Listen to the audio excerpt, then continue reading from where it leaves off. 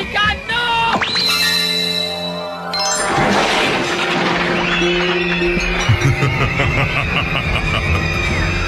God! My God! My God, no!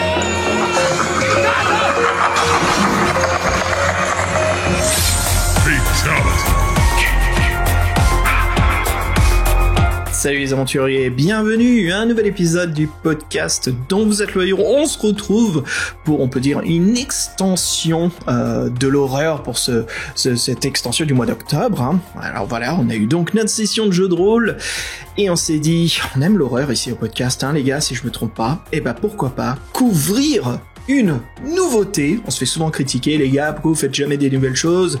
Et ben voilà, bam, on livre direct le slasher dont vous êtes le héros. Mais avant de vous en parler davantage, je me retrouve, et attention, on se retrouve tous les trois ensemble pour vous en parler. Fabien, re-bienvenue à l'antenne, comment ça va? Bonsoir. Je fais ma voix de Scream, je sais pas si... Bonsoir à tous, je suis très content d'être là, ça me fait très plaisir. Surtout sur un livre que ça faisait longtemps que j'avais envie d'en parler. Et enfin on en parle, donc ça me fait très plaisir de vous retrouver, vous deux, et puis les auditeurs. Et justement, vous deux, bah voilà, l'acolyte comme d'hab, je veux dire, je pourrais jamais le faire. Fred, c'est bien s'il y a 2 dés de 6 pour jouer à un jeu, bah il faut bien qu'on soit 2. Fred, comment ça va, mec? Bah ça va, merci du compliment, et je suis toujours content moi quand on fait les émissions à 3, je trouve qu'il y a à 3 il y a les effets de groupe, il y a une dynamique, donc Fabien quand il est là, je trouve c'est super. Et puis là en fait c'est lui qui nous a présenté cette œuvre, qui a fait le dossier et qui avait très envie qu'on le fasse, et là on peut dire qu'en fait pour l'épisode 113, on sort le slasher après Halloween en plein hiver. Ben voilà, c'était le bon timing, on peut pas rêver mieux. Et effectivement, c'est une nouveauté de 1 an, c'est ça, Fabien, je crois? 2 ans presque, donc, bientôt maintenant. 2 ans presque, et donc on va vous en parler. Et en plus, c'est marrant parce que nous, on est le PDVH, et là, c'est le CELDVLH, quoi. Oui. Le slasher dont vous êtes le héros, c'est bon ça. Alors, les gars, une dernière chose. Avant de plonger dans l'univers du slasher dont vous êtes le héros, sur votre instinct immédiat, dites-moi quel est votre slasher préféré. Fred, en premier. Oh putain, mais c'est pas moi le slasher préféré. J'en ai. En fait, c'est pas un genre que j'affectionne. Le premier qui me vient en tête, c'est Halloween pour la musique. Ah bah très bien. Ça rajoute une dimension flippante. Ouais. Vas-y Fabien, ton préféré? Moi, un Freddy. Le 1 ou le 3. Le 1 ou le 3. Ah, moi je suis un fan du 2, tu vois, j'aime beaucoup celui-là. Oui, le 2 j'aime bien aussi, mais c'est pas... Il parle pas beaucoup tu sais, avec les rêves et tout, donc c'est pour ça. Mais le 2 est pas mal, hein, j'aime. Mais... Après j'aime beaucoup Nancy, donc... Moi je fais partie des mecs qui aiment tous ceux qui ont pas marché au box-office, quoi. Halloween 3, Freddy 2, Jason 4, voilà. Il faut que tu regardes Souviens-toi l'été dernier 3 alors. Oh là là là là, celui-là, je sais pas. Bon, d'accord, si tu recommandes, mais je sens que... Non, elle est spéciale, hein, mais... Okay. Voilà. Et ben voilà, allez, on vous propose de nous suivre à travers la forêt, pour se retrouver tous les trois dans une cabane où nous allons démarrer un bon feu de bois.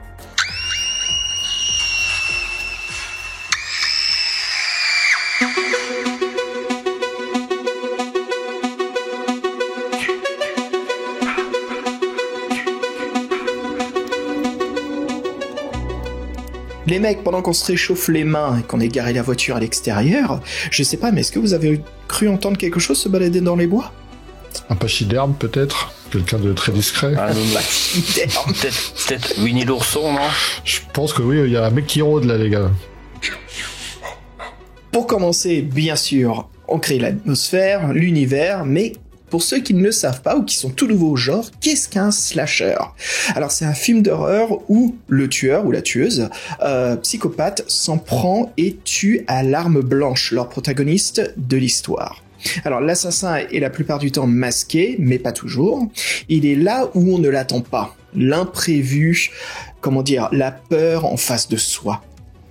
Alors bien sûr, Halloween, en français, Fabien, merci pour l'intitulation exacte, Halloween, la nuit des masques, de John Carpenter, qui était sorti en 1976, c'était un peu le tournant décisif de ce genre de cinéma d'horreur qui entraîne énormément les films de ce genre. Aux USA, on appelle ça un watershed. Un watershed, en gros, c'est comme l'ouverture d'une source d'eau qui part se diviser dans plusieurs ruisseaux, plusieurs rivières. Donc voilà, c'est le film de genre qui a créé un peu ce style. C'est pas le tout premier slasher, bien sûr, il y en avait bien avant cela, mais c'est celui en tout cas qui a créé le genre. Alors, on remarquera que le seul personnage antagoniste qui survit est une femme. On les appelle les Final Girls. Il y en a des tas, il y a même des jeux de rôle, des jeux de cartes, il y a même des livres. Le Final Girl, c'est devenu un peu un terme très connu dans la pop culture. Alors pour les plus connus, on peut en citer entre autres Neve Campbell pour Scream dans le rôle de Sidney, Jennifer Love Hewitt, le chouchou de Fabien, Fabien. La chouchou. Moi je vote aussi pour elle. Ça ne regarde que nous, frère. Mais qui était bien sûr. Ouais, dis-moi. Moi j'aime beaucoup Jennifer Love Hewitt parce que je trouve, je le dis à la française son nom de famille. C'est très bien, c'est très bien. Jennifer Love Hewitt. Je trouve que Jennifer Love Hewitt. Bah, c'est très anglais. Parce que, aux États-Unis, vous dites Hewitt et c'est vrai que... Hewitt. Moi, je sais pas, je me souviens, la première fois que je l'ai vu, j'étais impressionné, j'adorais ses cris, ses hurlements et tout. J'adorais ses cris, ses hurlements. Putain, quand t'entends les mecs qui disent ça, tu commences à te demander qu'est-ce qui se passe. Puis elle était, je sais pas, je la trouve gentille. Et en 2021, dans le domaine des slashers. Fabien, t'es le spécialiste ici, on porte-nous. Enfin, c'est une série, les Slumber Party Massacre. Je sais même pas ce que ça veut dire Slumber en fait. Slumber Party, c'est à la traduction, ça serait soirée pyjama massacre. Parce qu'en fait, c'est une saga qui est sortie dans les années 80. Donc, et souvent, le tueur avait une arme spéciale. C'était vraiment, j'avais jamais vu des outils pareils. Enfin bref. Et ils ont fait une suite. C'est pas un remake, mais une suite. Donc on trouve toujours pareil, c'est à peu près la même histoire, c'est toujours des étudiantes qui sont poursuivies donc par un fameux tueur, donc voilà. Et moi ce film-là, je l'ai vu sur Prime Video et c'était une bonne surprise parce qu'en fait les Final Girls, il y en avait plusieurs. Et elles étaient très très combatives et elles étaient pas du tout soumises, elles ne se laissaient pas faire en fait. Et même la mère d'une des Final Girls aussi, alors que c'était elle était bien plus âgée aussi, elle c'était aussi une grande combattante. Donc c'est un film que je vous conseille. Ouais, recommandation de Fabien. Moi, je vous conseille la trilogie originale des années 80, qui est un vrai plaisir pour les coups de minuit quand vous avez du popcorn, de l'alcool et vous voulez faire la fête entre potes, quoi. Alors, les gars, parlons de l'origine du livre. Fred, dis-nous-en un peu plus là-dessus. Oui, parce que c'est vrai que c'est un peu original en fin de compte, et ce qui peut expliquer aussi le livre, il est lourd, parce qu'en fait c'est du papier glacé. Moi je vois un peu le côté marketing, et on peut dire qu'en fait le livre en lui-même est un peu un coup marketing. Pourquoi ? Parce que en fait en 2021 sur le site KissKissBankBank, un site de crowdfunding français, il y a une campagne qui voit le jour. Donc elle est réalisée par les éditions Plus Vidéo. Plus Vidéo, c'est qui ? C'est deux passionnés fans de films vintage, de livres originaux décalés. Ça donne Plus Vidéo. Guillaume Ledizez et Claude Gaillard en sont les deux fondateurs. Et c'est vrai que moi, ça m'avait étonné de voir la mention vidéo sur un livre. Mais c'était plutôt drôle, quoi. Grâce à eux, de très beaux livres, sans compter des DVD de films d'horreur vintage, aussi des vinyles de musique, de films, des films pour adultes. En fait, ils ont sorti des films, enfin la musique des films porno en fait. Tu sais les musiques qui étaient très, c'est vrai que c'était assez une musique spéciale de l'époque. Du bon tempi avec des rythmes ultra funky. Oui, voilà, je trouvais pas le nom, funky, voilà. C'est du jazz et du funk. Si tu réunis les deux, ça s'appelle du junkie. D'accord, et c'est vrai que c'était...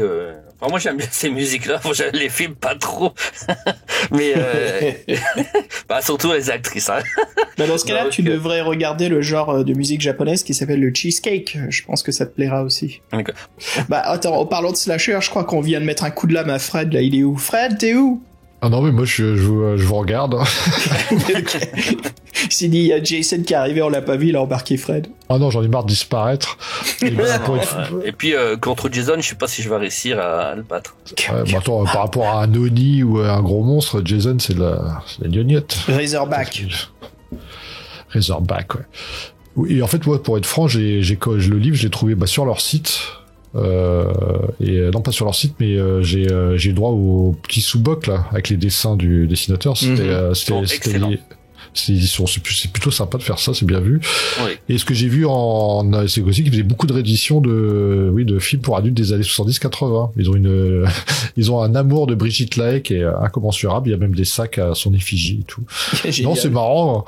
Oui, ils sont et puis ils ressortent. Moi, j'ai vu maintenant, je reçois des newsletters et en fait, ils font des rééditions de films italiens de science-fiction ou de trucs un peu. C'est comme nous, c'est très niche, ouais. Post-apocalypse italien, ouais, il y en a eu plein au début des années 80. En tout cas, les couvertures des DVD, des jaquettes, elles donnent envie, quoi. Ça vraiment dit ça intrigue. Je fais putain, ça existe encore ce genre de truc. Ah non. Attention, parce que tout le budget, il allait à l'artiste pour faire la couverture. Après ton film, tu vas te faire chier les 3/4 du temps. Mais Pulse Vidéo, on voit que c'est des passionnés, hein. Franchement, c'est... Oui, c'est ça fait vraiment ça. Et donc, en fait, ils ont sorti une encyclopédie sur les slashers, depuis les débuts du slasher, donc une anthologie même, un magnifique ouvrage que Fabien vous recommande, très bel objet. Son nom, c'est Slasher, attention, ça va couper. Et en fait, ça a coupé. Oui, j'ai envie de le rajouter aussi. Donc, ils font attention. Ils font à 2 niveaux. Le titre est bien trouvé.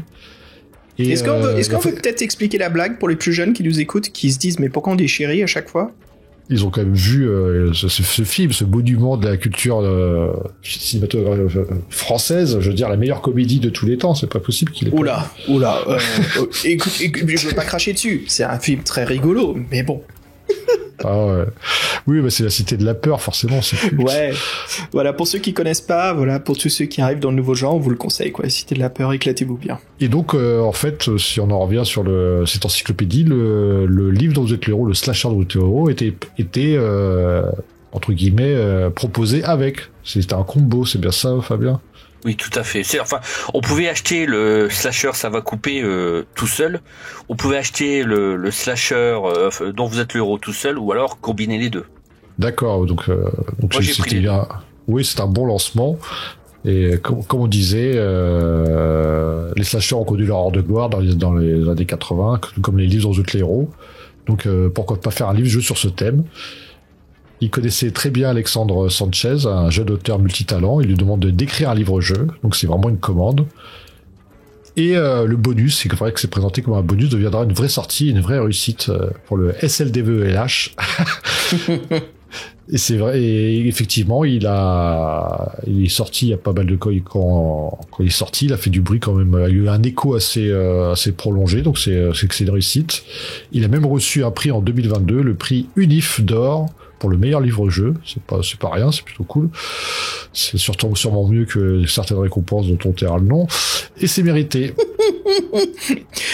Fabien, tu peux nous en parler un peu de l'UNIF? Qu'est-ce que c'est comme concours? En fait, l'UNIF d'or, donc c'est un prix décerné par le site unificationfrance.com. Donc c'est un site qui parle énormément de pop culture, de jeux vidéo, de films, enfin voilà. Et donc tous les ans il y a un prix, et donc là ça a été décerné aux slashers. Donc c'est vraiment un site que je vous recommande, parce qu'ils font des bonnes critiques en plus que, enfin voilà, sur vraiment c'est très varié. Sûrement que donc le bonus, le livre dont vous êtes le héros, a permis cette campagne de bien fonctionner, ce qui a fait un grand succès à 244% pour ceux auxquels ça parle, c'est-à-dire qu'ils ont dépassé leurs objectifs, qui était de 300, et ils sont arrivés à 731, ce qui est pas mal. Et puis en plus, ça c'est juste le crowdfunding. Après, maintenant, le livre se vend encore, donc on peut dire que c'est un grand succès, et c'est une réussite française. Donc une bonne initiative, des éditeurs de niche, des gens passionnés, ça fait un bon produit. Et franchement, le papier glacé, c'est vrai, on en a parlé entre nous en off. Moi, je trouve quand même que c'est une bonne référence, c'est une bonne idée marketing, mais après, c'est pas une bonne idée pratique, c'est sûr.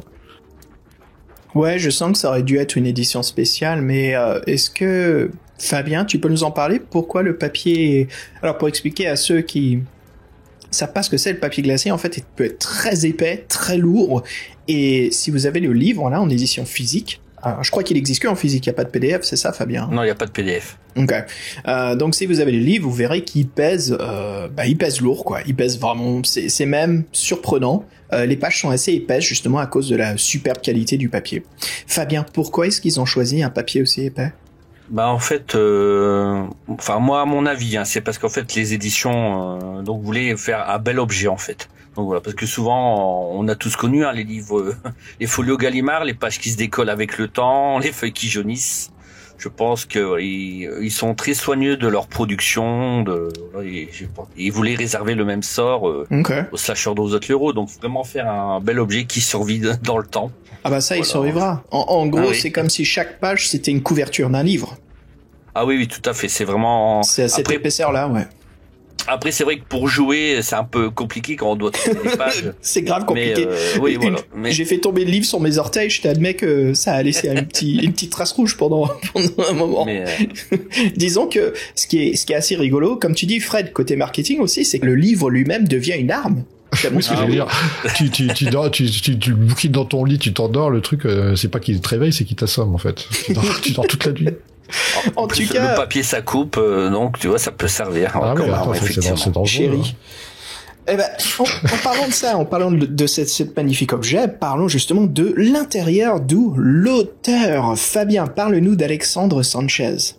Donc Alexandre Sanchez, donc c'est un tout jeune auteur, donc il a une trentaine d'années, mais il a un CV professionnel qui est vraiment impressionnant. Donc en fait il fait plein de choses. Il est auteur, il est scénariste, il est professeur de game design pour des écoles de jeux vidéo. Il a aussi fondé sa propre maison d'édition, donc Myria Édition. Donc il a tenu aussi pendant 10 ans une plateforme d'écriture communautaire, donc qui s'appelait Next Wave. Donc en fait, à la base, il voulait travailler dans la pop culture, dans l'imaginaire. Je pense que son rêve, il est réalisé et j'étais vraiment impressionné par son parcours si jeune, en fait. Alexandre, il a commencé très tôt dans l'écriture, donc dès qu'il était au collège. Alors j'ai trouvé une anecdote très charmante, donc je voulais la faire partager. Donc voilà. En fait, à la base, c'était pour plaire à une fille, donc qui aimait la lecture comme lui. Donc et cette jeune fille lui a confié qu'elle aimerait sortir avec un écrivain. Donc du coup, c'est grâce à elle que Alexandre s'est mis à l'écriture. Bon, après on sait pas comment l'histoire s'est finie. J'en ai aucune idée. Mais bon, en tout cas, depuis ce moment-là, Alexandre ne s'est jamais arrêté d'écrire. Donc il s'impose au moins 5 pages par semaine. C'est énorme. Donc je sais pas vous si vous faites. Félicitations. Moi j'ai des fulgurances, moi je noircis. Toi t'es comme Anne Rice. Anne Rice, il y avait rien pendant 2-3 semaines et puis bam, elle faisait 200 pages dans la soirée, quoi. C'est un peu comme ça qu'elle a écrit Entretien avec un vampire, ce qui m'a absolument surpris quand je lisais des interviews d'elle, mais en même temps ça m'étonne pas si elle aimait écrire jusqu'à dans la nuit, ça va très bien avec le roman. Je trouve que je trouve que c'est ça sent la réécriture, ça sent l'ajustement, ce que moi je fais pas. Moi c'est un peu, je jette tout ce qu'il y a dessus et je refais plusieurs passes. Mais 5 pages par semaine, c'est super, quoi. C'est bien d'en parler comme ça, c'est intéressant. Les méthodes qu'ont chaque écrivain, quoi, c'est cool. Lovecraft, c'est une de ses inspirations principales, et puis c'est aussi un grand lecteur de manga. Alors, il adore le shonen. Alors il est aussi bien à l'aise dans les livres-jeux, dans le conte pour enfants ou le manga. Alors puis il travaille des heures tous les jours, même le week-end. Alors le week-end il fait beaucoup d'expos, il fait beaucoup de dédicaces. Il va énormément dans les salons du livre. Alors je ne sais pas comment il fait parce que moi j'aurais besoin de dormir et il vit de sa passion en fait. Là c'est incroyable. Ah mais c'est magnifique. Donc c'est un écrivain professionnel, c'est génial. Ah là. Et puis il est toujours enthousiaste. Alors j'ai eu la chance de l'interviewer. Donc c'est une personne très sympathique, disponible, quand je lui ai proposé une interview, il m'a dit oui tout de suite. Donc je voulais vous le faire partager. Mais oui. Parce que c'est vrai que c'est intéressant moi j'ai déjà fait des interviews donc de traductrices, de dessinateurs, voilà, de scénaristes. C'est vrai que c'était intéressant de savoir son point de vue, comment il écrit, voilà, et puis le slasher qui nous parle du slasher. Donc voilà, j'ai fait une interview donc que je vous propose et qui j'espère va vous plaire. Eh ben voilà, on se retrouve tout de suite.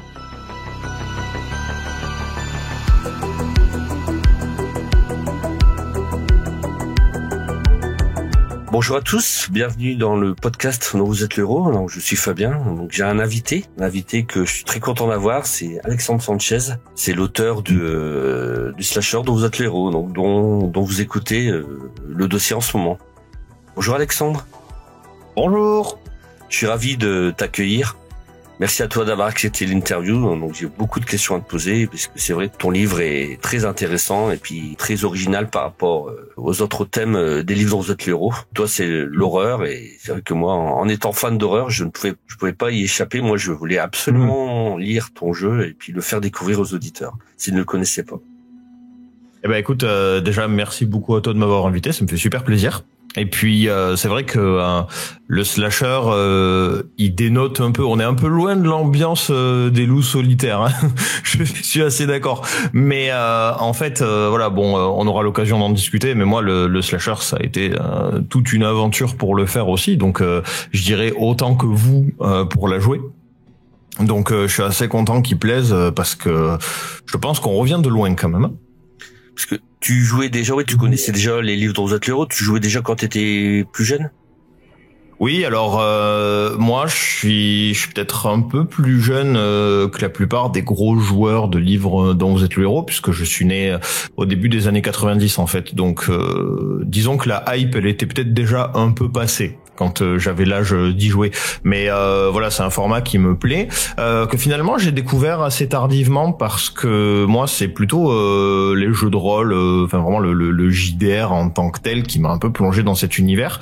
Les livres dont vous êtes le héros, j'ai découvert ça dans les années 2000, à la fin de mon adolescence, voilà, en fouillant dans des bibliothèques municipales, ce genre de choses, puisque c'était des livres qui étaient pas du tout en vente à l'époque où moi j'achetais beaucoup de livres en fait, et du coup c'est pas nécessairement ce qui m'a conditionné à en écrire, mais maintenant que je suis dans le bain, c'est vrai que j'en lis beaucoup, peut-être pour rattraper le temps perdu, je sais pas.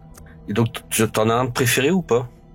Alors c'est pas du tout un livre classique, d'accord, mais un de mes livres dont vous êtes le héros préféré, c'est ceux de Dofus, donc qui sont faits par Ankama, donc toute la quête des Dofus en livre dont vous êtes pour le héros, en livre dont vous êtes le héros, excuse-moi. J'ai vraiment kiffé. Il y a 6 volumes, ils sont super chouettes, et je trouvais qu'il y avait une modernité dans l'écriture de ces livres qu'on retrouve pas forcément voilà, dans les livres d'antan en fait, et en termes de game design je les trouve assez intéressants et je pense que ça m'a pas mal inspiré pour ceux que j'écris aujourd'hui. D'accord. Ah oui, et puis il faut dire que c'est vrai que t'es tout jeune, hein, et puis t'es vraiment déjà très actif, hein, dans le milieu, hein, du loisir en fait, hein. T'as écrit déjà beaucoup de livres, hein, donc J'ai écrit un peu plus d'une vingtaine de romans. J'ai fait une BD, je suis en train d'en faire une deuxième. J'ai fait un manga, je suis en train d'en faire un deuxième. Donc et je suis sur le game design d'un jeu de société aussi. C'est vraiment impressionnant. Donc puis l'écriture, donc j'avais vu, donc c'est venu au collège du coup alors. Donc est-ce que t'as des écrivains, des auteurs dans ta famille ou c'est venu comme ça? Non, c'est complètement venu comme ça. J'ai pas du tout une famille d'artistes, si ce n'est ma grand-mère qui décide. Mais bon, voilà, finalement, pas grand-chose à voir avec l'écriture. Après, voilà, j'ai pas forcément d'artistes dans ma famille, mais bon, j'ai quand même un environnement un poil littéraire. Ma mère lit beaucoup, ma grand-mère lit beaucoup, du coup. Voilà, donc je pense que ça vient d'eux, hein, ça c'est certain. Maintenant, voilà, à part du dessin, j'ai vraiment pas du tout d'écriture dans mon entourage. Ta famille t'a encouragé quand t'as commencé à écrire, je suppose? Oh oui, beaucoup. J'ai la chance d'avoir grandi dans un foyer assez exceptionnel, hein, où on est une très très grande famille, genre beaucoup de membres, vraiment. Et en fait, voilà, tout le monde est soudé, il n'y a pas de problème, c'est cool. Et du coup, c'est vrai que quand t'annonces que tu te lances professionnellement dans l'écriture, bon, ça fait peur parce que c'est pas un métier stable, on va dire.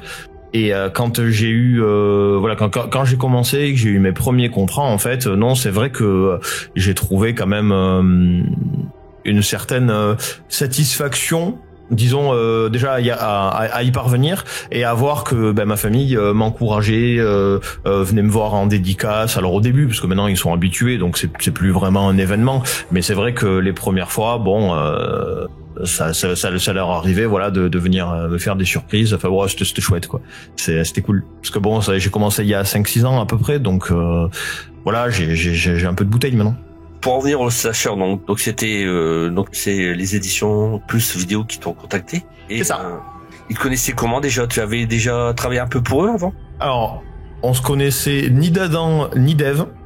C'est vraiment Claude, donc Claude Gaillard, qui m'a appelé un matin, qui m'a dit voilà, je suis Claude, je travaille pour Pulse Vidéo. En fait, c'est Florent Gorge. Donc Florent Gorge, c'est mon éditeur de chez Omake Books, qui est aussi historien du jeu vidéo. Donc c'est une personnalité. Donc il me dit c'est Florent qui m'a appelé. En fait, on a un projet de livre dont vous êtes le héros, sur une ambiance un peu horreur, un peu slasher.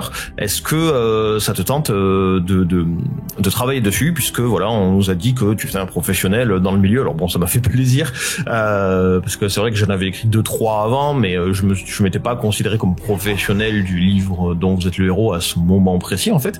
Mais voilà, comme j'aime bien me challenger et que j'aime bien les slashers, en fait, j'ai dit vas-y carrément. Et du coup, en fait, notre collaboration, elle a vraiment commencé comme ça. Donc, sur un appel complètement aléatoire, à 10h du mat, je me préparais pour aller au travail. Voilà. C'est une belle surprise, tout à fait, ouais. Ah bah oui, T'aimais les films d'horreur, ça tombait bien, parce que tu penses que tu aurais pu écrire le livre sans aimer ce thème? Eh ben écoute, je vais être tout à fait franc avec toi. J'aime bien les films d'horreur, d'accord ? Mais je suis pas forcément un aficionado, tu vois, et surtout du genre slasher. En fait, faut savoir que j'ai beaucoup étudié, en fait. C'est voilà, j'en ai vu, j'ai vu les classiques, ça y a pas de souci, mais comme je n'étais pas, parce que j'avoue que la passion elle est venue après du coup, j'étais pas un passionné de slasher à ce moment précis, et du coup j'ai regardé ma femme droit dans les yeux et j'ai dit bon écoute, je te propose que pendant un mois on bouffe du slasher. Tous les soirs, je vais regarder tout ce que j'ai pas vu, toute la filmographie qui me manque, je vais la regarder, je vais travailler, je vais étudier les codes. Et finalement, c'était un sacré travail journalistique parce que, comme j'ai dit, l'idée c'était de me challenger en fait.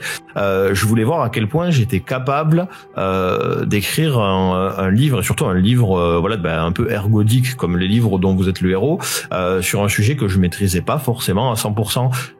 Et j'ai la sensation d'avoir quand même plutôt bien réussi. Oh, je confirme. J'ai vraiment l'impression, moi, que tu connais tous les films. Maintenant, je les connais. Mais au moment où j'ai commencé à écrire, c'était pas le cas. Ouais. J'ai appris en même temps que j'ai écrit. Et t'en as un que t'as préféré dans tout ce que t'as regardé? Écoute, gros classique, mais je pense que ça reste le premier Vendredi 13. Hein, c'est celui qui m'a le plus... Ouais, c'est celui que j'ai le plus aimé. J'ai aussi aimé... comment il s'appelle ce film Happy Birthday, je crois. Ah oui. Ouais, Happy Birthday, je l'ai beaucoup aimé aussi. Voilà. Après, alors je me suis découvert une affinité pour les scrims aussi, parce que les scrims, je les avais jamais trop regardés. Et j'avoue que pour le coup, les scrims, Chucky, j'ai bien aimé aussi. Enfin voilà, en fait, il y en a beaucoup que j'ai bien aimé, et il y en a beaucoup que je connaissais déjà, en fait. Mais comme je disais, je suis pas, j'étais pas forcément un aficionado de ce genre, comme je peux l'être par exemple pour les films d'animation ou les cartoons, voilà, qui sont des choses très éloignées finalement du genre slasher, mais qui sont des sujets que je maîtrise beaucoup mieux en fait. Et là où j'ai vraiment beaucoup aimé l'écriture du slasher, c'est que ça m'a permis de plonger dans un genre peut-être un peu de niche, mais tu sais qu'on pense souvent réservé aux passionnés en fait, et que j'ai finalement trouvé très ouvert parce que j'ai eu l'occasion de rencontrer des gens, de discuter avec des gens, de voir des films, et maintenant de m'intéresser beaucoup plus à ce genre, au point que maintenant quand je sais qu'il y a un nouveau slasher qui sort, en fait je suis content. Et ça c'était il y a 2 ans, c'était pas quelque chose que j'aurais cru possible en fait. Moi, j'aime beaucoup Scream aussi, hein. Mais j'aimais beaucoup aussi la série Scream. Elle a été fort décriée, mais moi, je la trouvais toujours très, très intéressante, et je sais pas si tu l'as vu, mais moi, j'ai beaucoup aimé. Non, elle est cool. Alors, j'avoue, j'ai pas encore eu le temps d'aller voir le dernier qui est sorti, là, mais, Je sais pas si on peut considérer ça comme un slasher, mais là ce soir je vais aller voir FNAF, enfin, le Five Nights at Freddy's. Ah oui. Qui est une de mes licences de jeux préférées, donc forcément il y a le film qui sort et c'est vrai que ça a une ambiance très slasher pour le coup en fait. Donc ouais, j'avoue que j'ai bien envie de m'y frotter. Okay. Voilà. Pour en revenir au roman, donc combien de temps tu as mis à l'écrire le slasher dont vous êtes le héros? Alors c'est dur à quantifier, j'ai mis moins d'1 an, ça c'est sûr. À la louche, je dirais entre 6 et 8 mois, ce qui est beaucoup pour moi, parce que d'habitude je mets pas du tout autant de temps pour écrire un livre. Mais comme je te disais, le slasher m'a demandé un travail journalistique et surtout un gros travail de game design, parce que j'avais une base de règles qui m'avait été fournie par Claude en fait, par Claude et Guillaume, qui m'avaient dit on aimerait bien qu'il se passe ci, qu'il se passe ça, mais en fait entre les règles, et ça c'est vrai pour tous les jeux de société, peu importe leur médium, faut fonctionner par itération en fait. Donc ça c'est quelque chose que j'enseigne à mes élèves puisque je suis prof de game design. Faut travailler par itération, faut tester, faut montrer aux gens.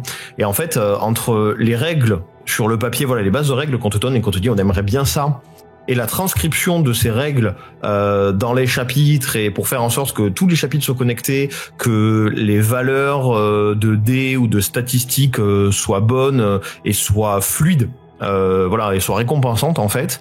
Il y a vraiment tout un univers, et le slasher dont vous êtes le héros, s'il a pris autant de temps à être écrit, selon moi, c'est parce que en plus du fait que je devais un peu me plonger dans un univers que je connaissais pas tant que ça, mais que j'ai appris à connaître et que j'ai appris à apprivoiser et à aimer. Il y avait tout cet aspect game design où vraiment il fallait que je fasse tester à des gens les chapitres, les segments, qui me donnent leur retour. Et ça, si tu veux, quand tu le multiplies sur quasiment 400 pages, ça fait beaucoup de segments à faire tester en fait. Ça ne peut pas être facile en plus, énormément de paragraphes. Hein. Donc d'ailleurs j'ai une petite question à te poser.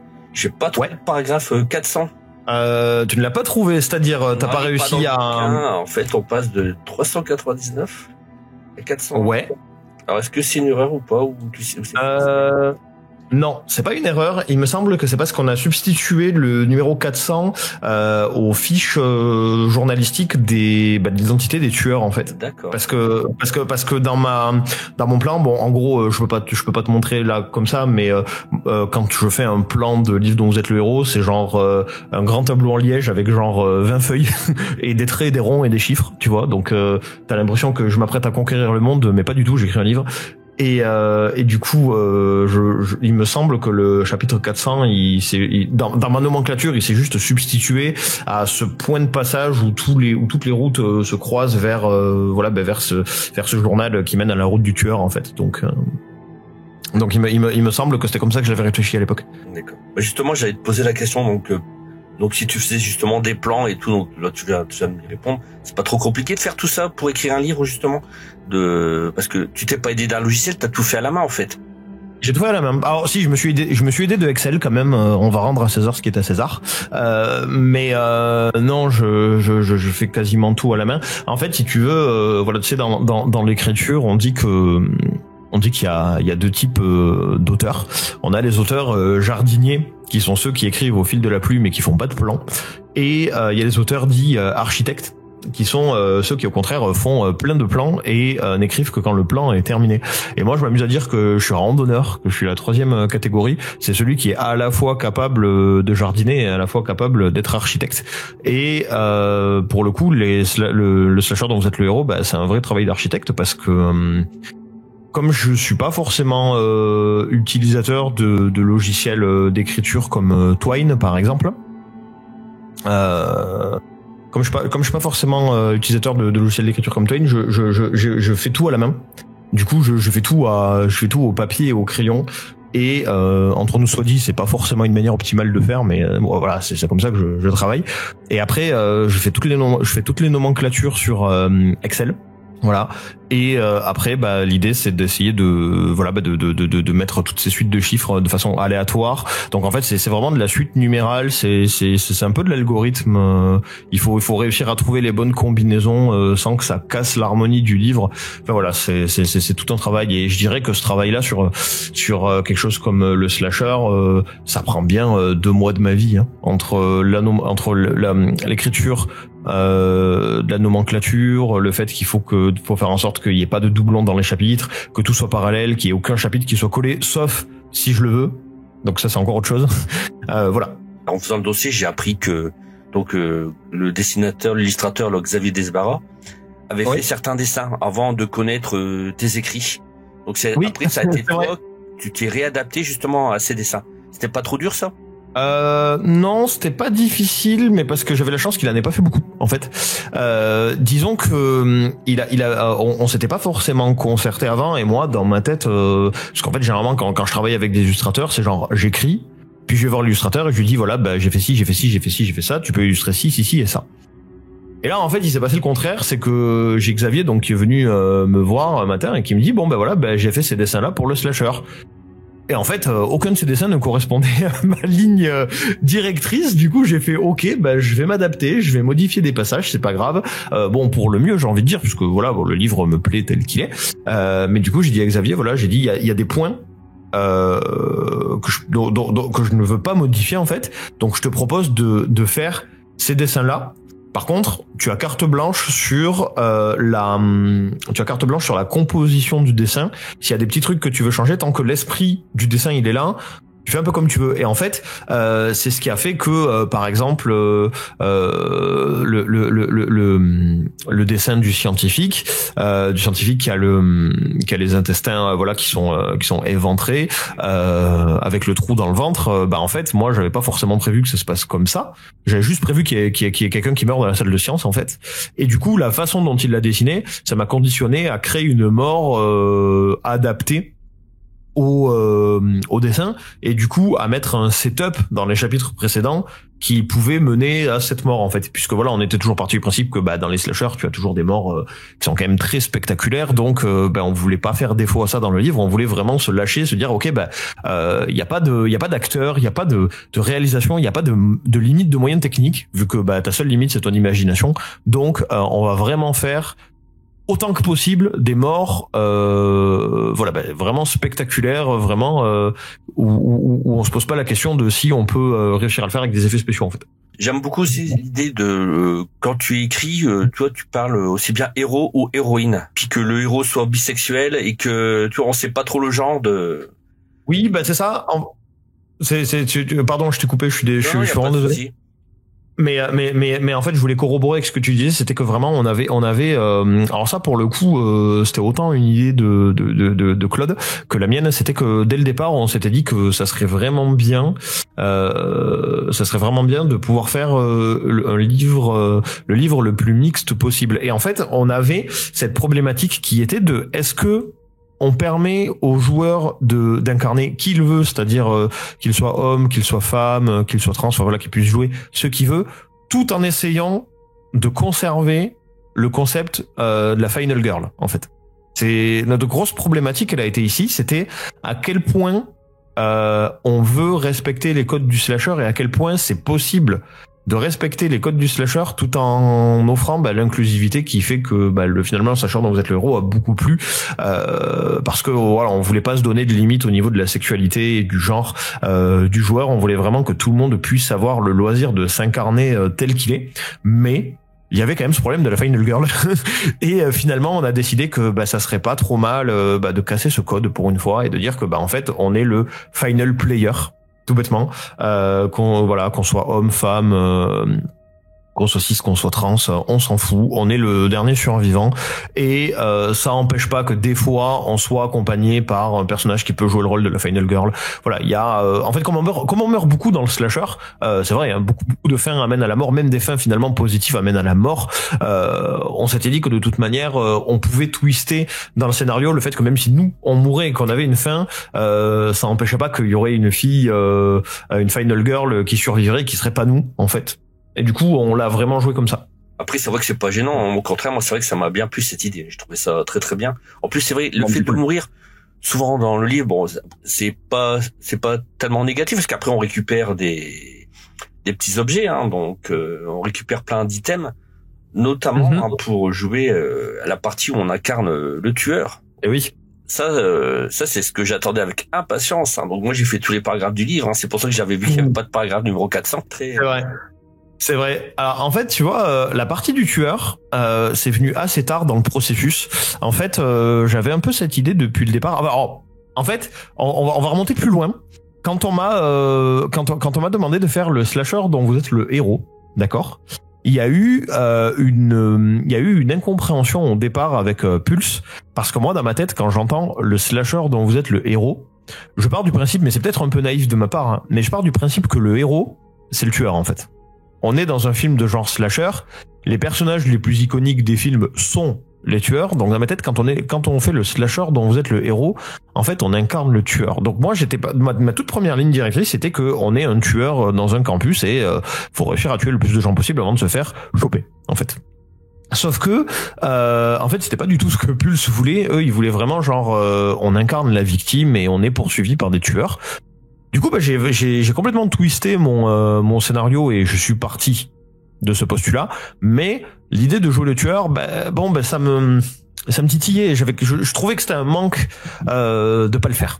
Et du coup, sur les coups de peut-être 70% de la création de l'ouvrage, donc la nomenclature était faite, je commence à écrire. J'appelle Claude et je lui dis, écoute, j'ai du temps, je suis pas en retard. J'aimerais bien rajouter une route bonus pour récompenser ceux qui font l'entièreté du livre. J'aimerais faire une route où on incarne le tueur. Je pose un contexte, c'est 20 ans plus tard, c'est le petit frère de la toute première victime, celle qu'on voit dans le journal. En fait, il a jamais pu faire le deuil, il devient fou et il décide de tuer les descendants de tous les personnages qu'on rencontre dans le livre en fait.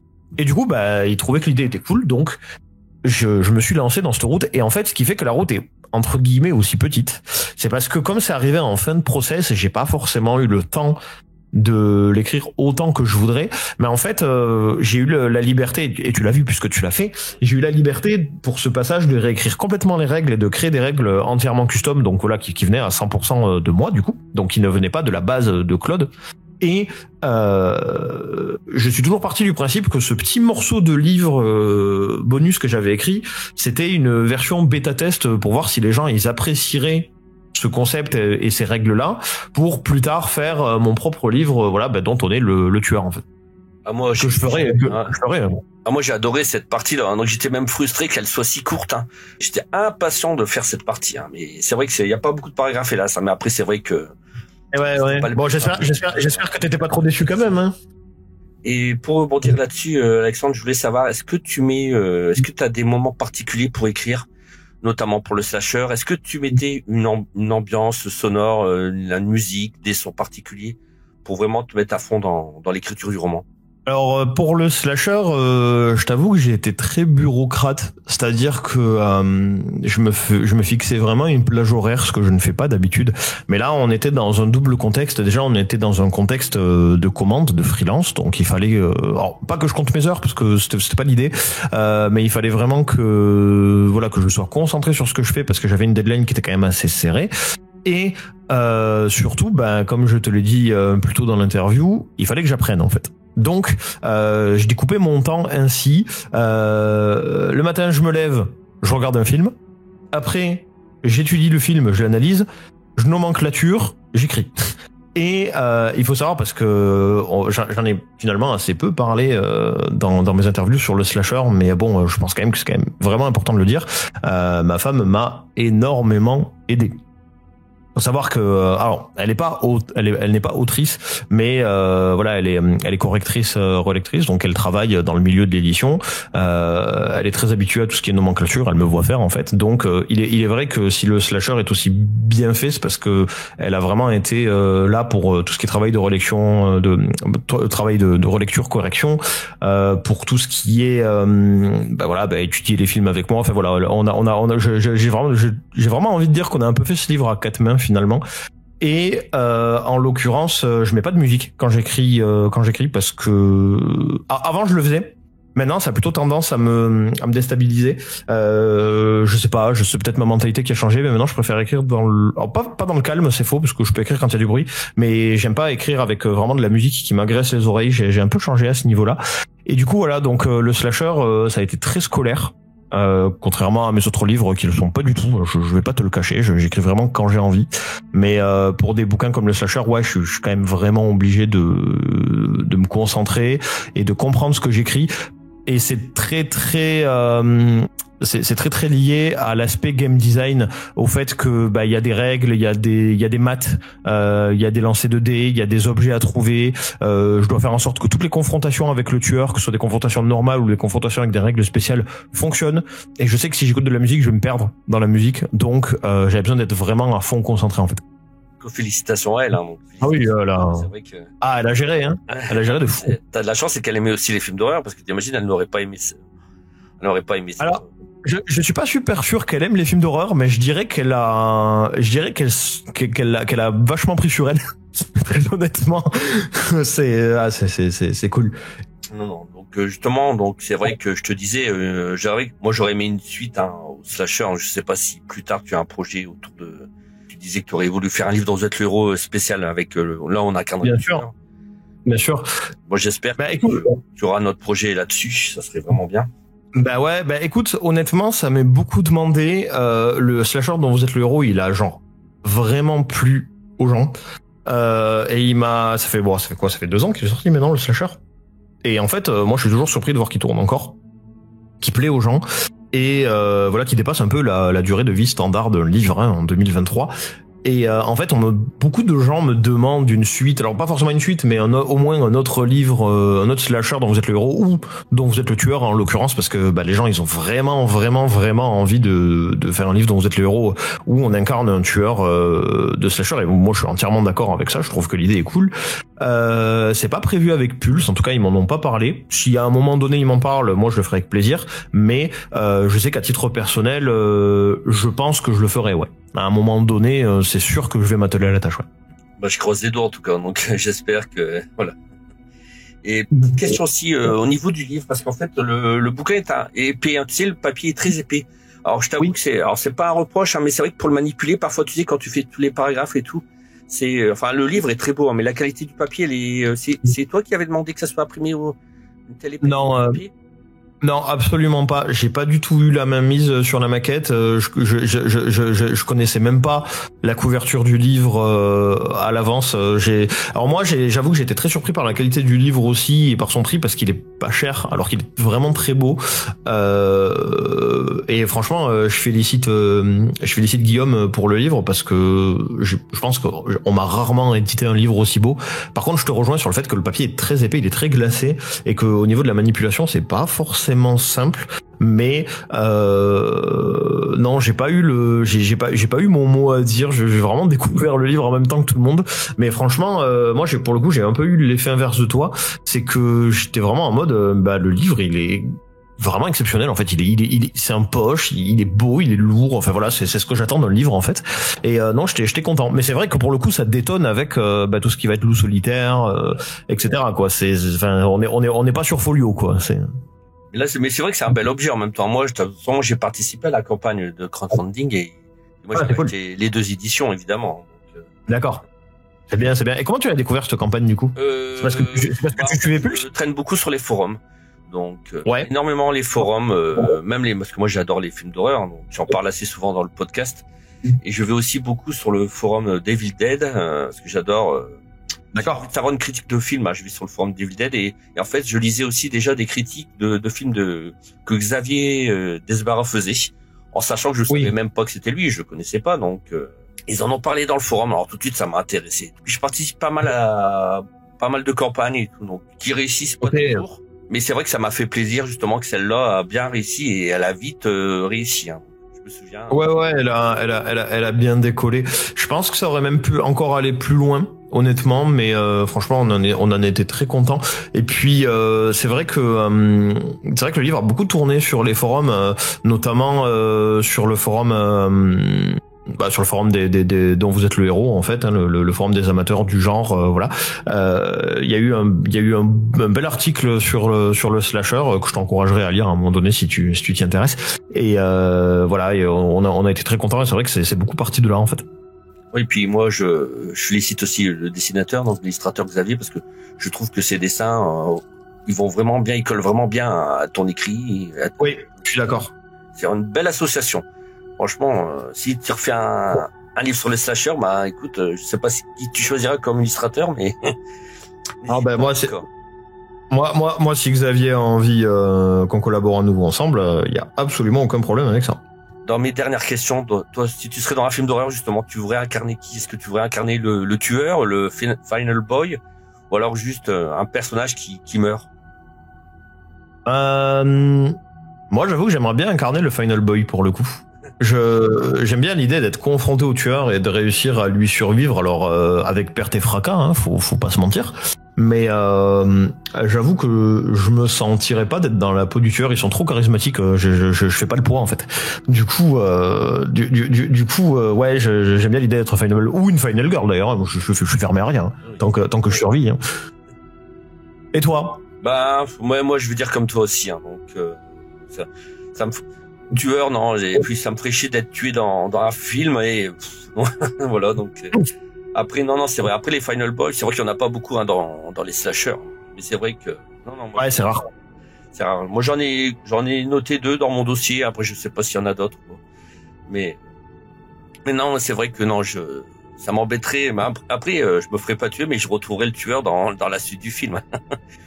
Ah ben j'espère bien. C'est aussi le sel du Final Boy et de la Final Girl. Ouais, tout à fait. Et j'ai une autre question, Alexandre. Je voulais savoir donc parce qu'en fait le slasher dont vous êtes le héros, donc il est sorti il y a 2 ans, il me semble. Hein, et on en parle. Est-ce que tu as eu un prix? Est-ce qu'il a été remarqué dans un festival ou autre? Oui, tout à fait. Il a été il a reçu le prix Univ d'or 2022 du meilleur livre jeu France, donc c'est quand même une très très belle distinction. Et puis il a reçu des petites nominations par-ci par-là, donc non franchement il a été très remarqué. Non mais bah c'est très bien en tout cas, mais c'est vrai que je pense que c'est l'originalité et puis l'écriture qui fait que ça donnait envie. Je pense que même je suis persuadé qu'il y a des gens qui n'y lisent pas forcément mais qui aiment les films d'horreur qui s'y sont intéressés. Ça pour le coup oui, j'ai eu beaucoup de curieux à ce niveau-là, des gens qui sont pas forcément fans de slasher mais qui sont fans de livres dont vous êtes le héros et se sont dit bah cool, je vais essayer de m'intéresser à ce genre par ce livre en fait. Et je trouve que c'est une belle récompense parce que le livre, quand tu le vois de loin, t'as vraiment l'impression qu'il s'adresse aux initiés. Et en fait, ça c'est un peu le sel de tous les livres dont vous êtes le héros, c'est que quand on les voit, on a vraiment l'impression que c'est pour une niche en fait. Mais moi, quand je suis en dédicace ou des fois, il y a des dédicaces où je suis juste là pour signer, ils ont déjà été achetés. Et des fois, il y a moi qui viens en salon et voilà, qui a mon petit stock de slasher et qui a envie d'en parler aux gens, tu vois. Et il est vrai qu'il y a beaucoup de fois où j'avance un argument qui est réel, hein, mais que je trouve intéressant, c'est de dire que voilà, tu devrais t'intéresser au slasher dont vous êtes le héros parce que comme c'est de la littérature un peu spéciale, un peu ergodique où il faut bondir de chapitre en chapitre, en fait, il y a jamais beaucoup à lire. Et il y a beaucoup de gens qui ont peur de lire des pavés. Et moi, les livres dont vous êtes le héros, je trouve que c'est une alternative géniale parce que tu peux manipuler un gros livre sans avoir peur de lire un gros livre en fait.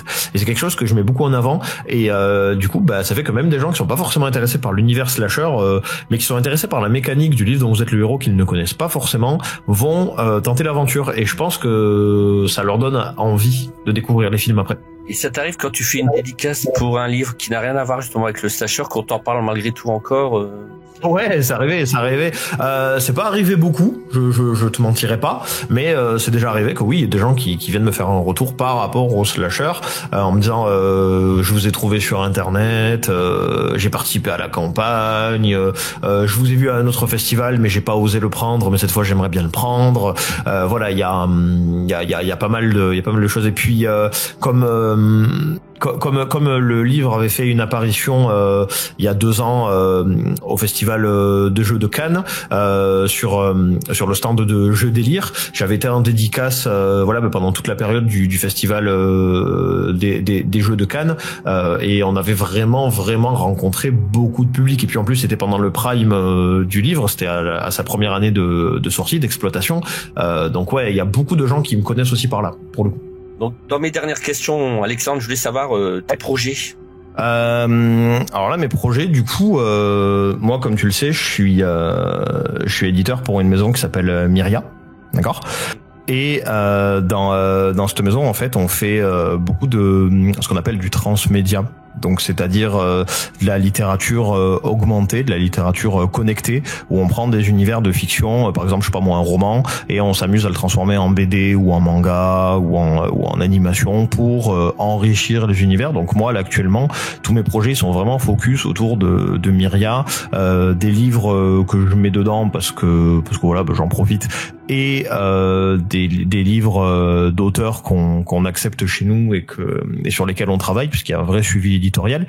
Et à côté de ça, pour des projets, je vais dire un peu plus personnels, du coup là je suis en train de, comme je disais, de terminer la bande dessinée que je fais avec mon amie illustratrice Anna, ainsi que Corbopal, qui est un manga un peu d'horreur que je fais avec mon ami Thomas. Voilà, donc on travaille un peu sur tous ces projets-là. Et puis à côté, il y a ma carrière de prof de game design qui me prend tout mon temps. Justement, t'es tellement occupé. En plus, tu fais beaucoup de salons, tu fais beaucoup de dédicaces. Ah ouais, quand même. Hein. Oh là là, t'es tout le temps occupé, quoi. T'as quand même d'autres loisirs que tout ça ou pas? Ou c'est vraiment, t'es là-dedans quasi tout le temps? Oh oui, j'en ai. Alors bon, après, je m'occupe de mes animaux, je sors avec ma femme, je fais des soirées cinéma, des soirées jeux avec mes amis, puisque j'ai tous mes potes qui sont proches de chez moi, donc c'est assez facile de nous réunir, ce qui a pas toujours été le cas. Du coup, je dirais que mes loisirs se concentrent vraiment sur tout ce qui va être pop culture, en fait. Mais faut savoir qu'il y a une époque, quand j'écrivais pas, en fait, où j'y accordais un peu toute ma vie, et aujourd'hui je vais peut-être jouer 1 heure par jour, mais en fait ça me suffit parce que comme j'ai la chance de faire un métier passion, si tu veux, travailler, c'est aussi mon loisir, en fait, tu vois. Donc quand finalement je me surprends par moment à être vraiment dans la vraie sphère du loisir, à me dire j'ai envie de bosser, en fait. Du coup, c'est vrai que moi je suis pas forcément quelqu'un de sportif. Je suis pas forcément quelqu'un qui sort, je suis un peu casanier, mais toutes mes activités préférées sont chez moi ou autour de chez moi, donc c'est assez facile de concilier mon temps de travail avec mon temps de jeu, je dirais. Écoute Alexandre, je te remercie beaucoup pour cette interview, donc très intéressante, hein. On a appris plein de choses, hein, donc sur le slasher, et puis comment on écrit aussi un livre dont vous êtes le héros, et puis je te dis à très bientôt, et puis s'il y a une suite au slasher, moi c'est moi qui l'achèterai en premier, hein, je te le dis, hein, donc. Tu seras le premier prévenu, hein, j'ai bien compris. Merci beaucoup à toi Alexandre, et puis je te dis à bientôt, et puis porte-toi bien. Merci. Je te remercie, à bientôt.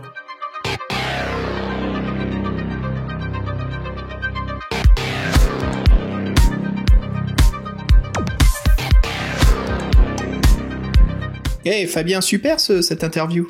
Ah merci, c'est grâce aussi à Alexandre, hein, donc il est vraiment... J'avais beaucoup de questions à lui poser, après j'ai sélectionné, hein, mais en tout cas si un jour vous avez la chance de le rencontrer, n'hésitez pas, c'est quelqu'un de très abordable et qui n'a pas la grosse tête, et qui vraiment avec qui vous passerez un bon moment et qui vous fera une belle dédicace, en tout cas. En tout cas, Alexandre, si tu nous écoutes, on voudrait te remercier beaucoup d'avoir fait cette interview pour le podcast dans The Hero.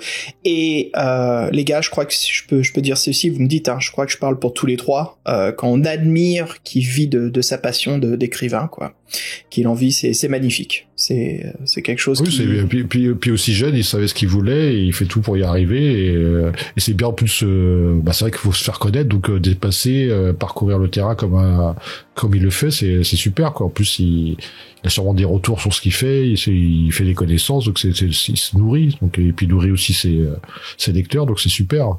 Ouais, c'est vraiment impressionnant. Donc, puis quelqu'un d'autre aussi qui est aussi talentueux, c'est le dessinateur en fait, c'est Xavier Desbarats. Donc, c'est lui qui a réalisé les illustrations, pas la couverture, mais les illustrations intérieures du slasher. Voilà, donc Xavier Desbarats, donc il est multicasquette, il est aussi très à l'aise, aussi bien dans les dessins que dans l'écriture. En fait, moi, sans le savoir, je le connaissais déjà. Donc je l'ai pas interviewé, hein, mais en fait moi, donc, comme j'adore les films d'horreur, je vais sur le site, bon, je fais un peu de pub, hein, mais sur le site devildead.com, et j'adore. Moi, quand je regarde un film d'horreur, j'aime bien savoir les critiques. Alors, je vais pas sur d'autres sites très commerciaux, ultra connus, que je vais pas citer le nom. Donc, je vais sur des sites un peu plus confidentiels et je lisais des critiques, notamment de Xavier, et j'ai trouvé qu'elles étaient très bien faites, hein, sans savoir que j'aurais jamais pensé que il était aussi dessinateur. Et donc c'est un site que je conseille énormément. Ils analysent énormément de films, puis toujours avec une belle critique en fait. C'est vraiment, et puis il parle aussi, non seulement il parle du film, mais en fait il parle aussi du DVD, tu sais, la spécificité du DVD, les bonus, voilà, enfin c'est vraiment intéressant. Donc je sais pas si vous le connaissez, ce site. C'est grâce à toi en fait que je l'ai connu. Tu m'en avais parlé, ouais, J'en avais déjà parlé, ouais. Ouais, quand on parle de films d'horreur, tu me suggères souvent qu'il y a des bonnes critiques dessus. Moi, je suis tout pour qu'on fasse de la pub d'ailleurs pour tous les sites indépendants comme ça. Donc, ah ouais, non, et c'est vraiment mérité. Hein. Absolument. On n'a pas été payé par eux et ça nous fait plaisir de leur faire de la pub. En plus, Xavier, donc il est illustrateur, il fait c'est un passionné de cinéma, donc il a fait beaucoup d'illustrations sur les livres de cinéma. Dans une interview sur la chaîne YouTube Metal Horror, donc il dit justement être un grand amoureux du cinéma de genre, de la série A jusqu'à la série Z. Donc il parle des livres dont vous êtes le héros, qui ont bercé son enfance, et puis à la base, quand il voulait en acheter un, il regardait d'abord les illustrations intérieures. Et pour lui, c'était un facteur déterminant s'il achetait le livre ou pas. Donc moi, je pense que j'aurais fait comme lui. Hein. Si le dessin me plaisait, je me disais, c'est que le livre, il doit être bon. Je sais pas ce que vous en pensez. Bah nous, c'est la couverture. La couverture, d'accord. Après, c'est vrai que parfois, la couverture peut... Comme c'est pas le même dessinateur, parfois, dans un livre dont vous êtes le héros...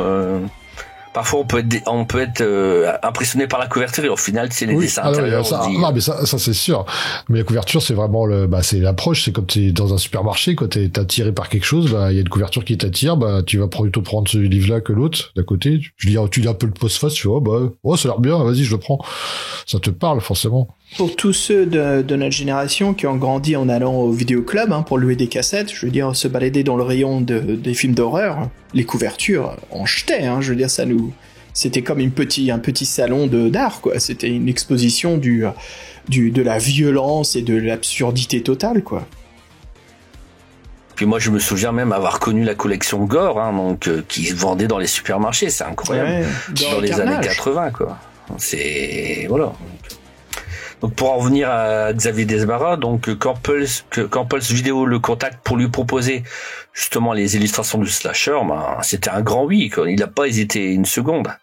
Donc ces illustrations, elles sont en noir et blanc, aucune nuance de gris.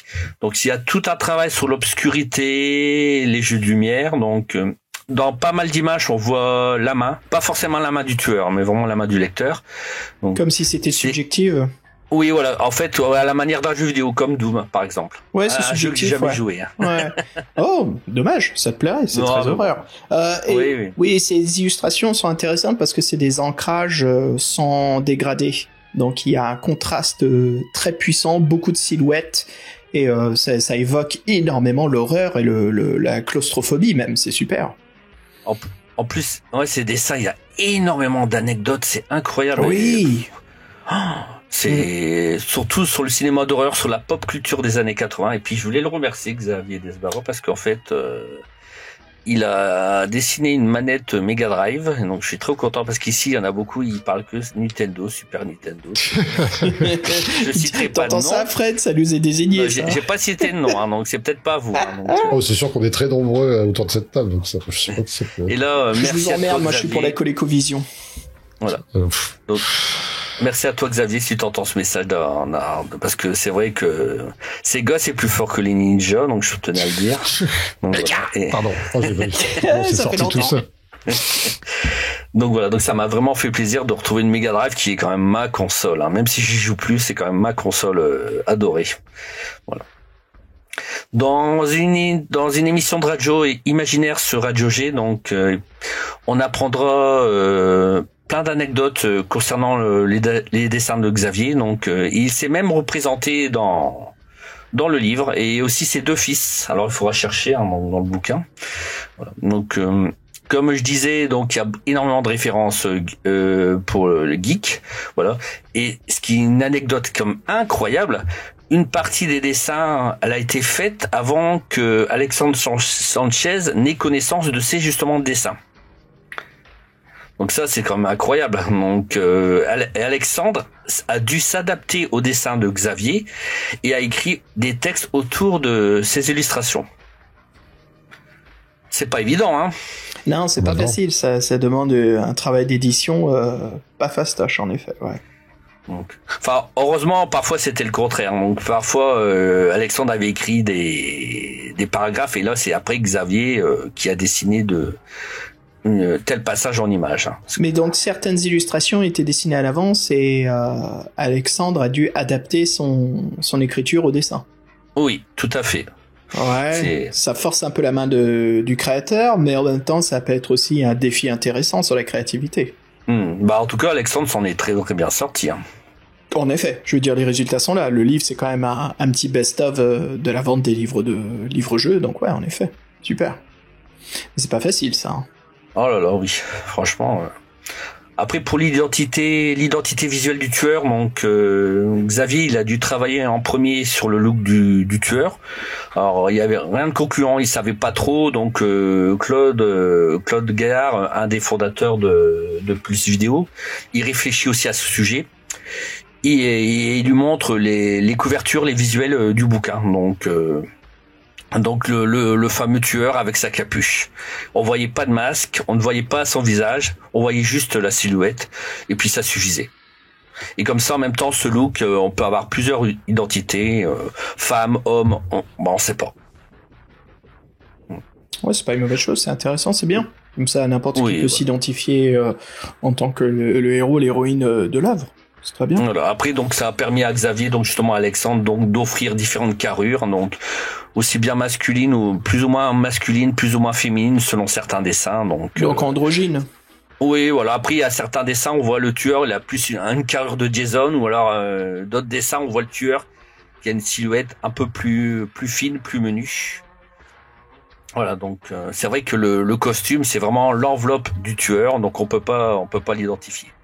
Donc, et puis en fonction de tous les parcours qu'on choisit, donc le tueur, par contre, il a toujours le même look, même s'il peut se cacher sous différentes identités.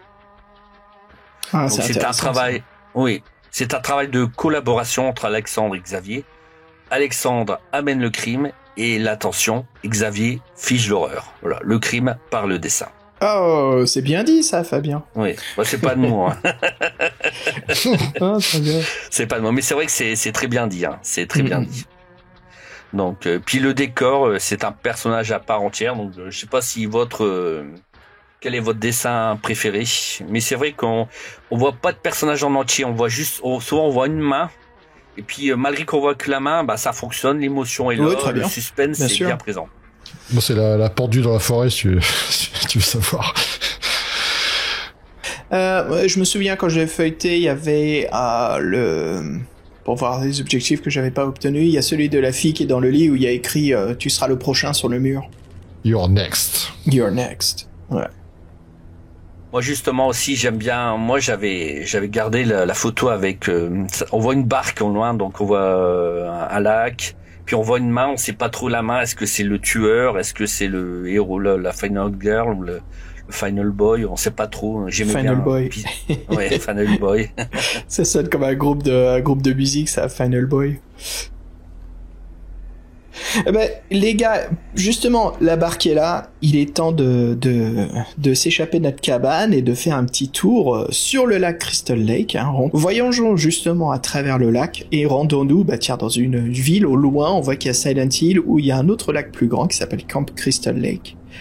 Eh ben, je vous propose de choisir l'une des deux destinations. Et puis pour ce petit voyage, on aura donc de la musique. Est-ce que l'un de vous a un tube, quelque chose de spécifique à un film, peut-être une musique d'un slasher qui vous a plu, que vous voudrez qu'on partage? Je laisse le soin à Fabien. Fabien? Moi, en fait, c'est un film récent, c'est Terrifier 2, j'aime beaucoup. En fait, c'est très années 80. Je sais pas si vous l'avez vu, Terrifier 2. C'est du splatter gore. Moi, j'ai du mal quand c'est ultra dégueulasse, violent. C'est pas un clown. Oui, le clown, le clown. Ouais. Mais c'est rien à voir avec ça. Hein. Mais ils sont super dégueulasses, les films. Ils sont... Bon, ça va, je trouve. Oh, putain, le gars, quoi. C'est des trucs vraiment gore, dégueulasses. J'ai regardé Saw, le dernier Saw, là, au cinéma, je rigolais. Donc, Ah oui, bon, mais toi, t'as réussi j'aime pas ça, moi, les Saw. Ouais, j'aime pas ça, les Saw. C'est du splatter porn, je suis pas fan. Le gore, ça va, mais le splatter, j'ai du mal, quoi. Et dans Terrifier 2, justement, il y a une bande son très années 80. Ok. Donc, bah vas-y. C'est une musique de fin. On entend aussi un peu au cours du film, mais on entend très peu. Et sinon, ça s'appelle Indie Ghost. Franchement, moi, je vous conseille le film, malgré ce que mes compagnons disent. Ouais, on ne dit pas qu'il est mauvais, c'est juste que voilà, si vous aimez... il est assez spécial, mais après il est fun, je trouve. Si vous aimez voir des gens qui se font broyer dans des machines, allez-y, quoi. Non, sérieux? Tu oses me dire non pour Terrifier 1 et 2? Oui, mais bon, après mais ce que j'aime bien justement dans Terrifier 2, c'est parce qu'en fait les trucages sont faits à l'ancienne. Autant maintenant dans les films d'horreur, on voit beaucoup. Oui, ça revient à la mode dans les films indépendants. On réutilise des prosthétiques, des mannequins, silicone. Ouais. C'est vraiment fait à l'ancienne et je trouve que c'est vraiment excellent. Tu vois, c'est comme Fred, c'est les moments ultra dégueulasses, par exemple d'un film qu'on connaît comme Turbo Kid. Tu vois, c'est les moments ultra dégueulasses où Fabien il est là. Non, mais c'est tranquille ça. C'est tes enfants ils peuvent voir ça, c'est tranquille. Mais bizarrement, Fred le sait, hein. Tu vois, moi qui adore le gore, l'horreur et le Freddien, j'ai énormément du mal à le voir. Ok, les mecs, allez, on se retrouve tout de suite.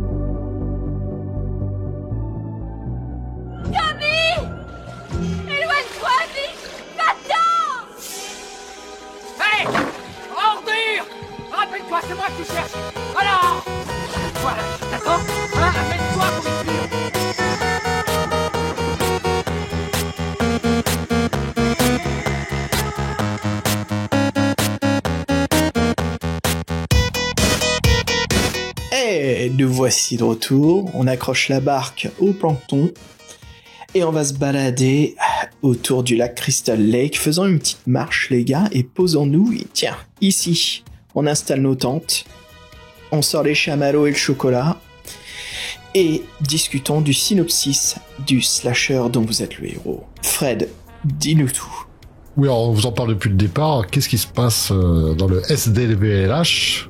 L'intro, le corps sans vie d'une étudiante de première année de l'université Prescott est retrouvé dans les bois. Il s'agit de Mandy Jackson. La police n'a pas retrouvé l'assassin, ce n'est qu'une question de temps, disent-ils. En attendant, c'est la rentrée scolaire à Prescott. Vous êtes étudiant en première année, vous entrez dans le campus, personne ne parle du meurtre. Comme si rien ne s'était passé. Vous êtes accueilli par Kate, une étudiante qui sert de guide. Elle vous explique tout.